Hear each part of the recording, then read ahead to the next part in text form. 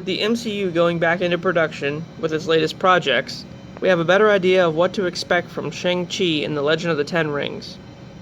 So we know that the Ten Rings appeared in the very first MCU film, Iron Man, as Tony Stark was kidnapped and held captive by them as per a request of Obadiah Stane.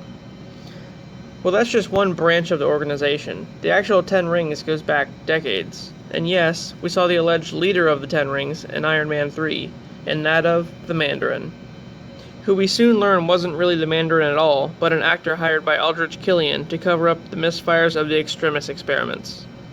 As it turns out, the Mandarin is real. He will be featured as the antagonist of the Shang-Chi film, played by Tony Leung. Shang-Chi himself will be played by Simu Liu, and joining him is Fa Lo Sui, I hope I'm saying that right, who in the comics was Shang's sister, but in this version will be the daughter of the Mandarin. She'll be played by Awkwafina. Of course she will. The film will show Shang-Chi being entered into a sacred tournament on a secret island. Yeah, it's basically Mortal Kombat.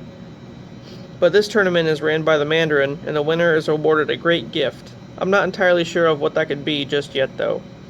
Anyway, Shang-Chi ultimately faces off against the Mandarin, and they're pretty evenly matched, although the hero might have a little bit of trouble. The villain is said to possess the power of the Ten Rings. The backstory of the rings in the comics is that the Mandarin was a normal human living centuries ago that stumbled upon a crashed alien ship which was powered by 10 sentient rings. He stole and wore the rings, gaining immortality among other powers. The rings sort of rival the Infinity Stones as far as age, but they aren't quite as powerful. And he won't have all 10 rings in the film, but part of the plot involves Shang-Chi and Fa Lo Sui banding together to stop him from acquiring them all. So it's kind of like a Thanos quest kind of scenario. That being said though, he may acquire them all in a sequel or something like that. Also to note that the alien race the Mandarin encounters were space dragons.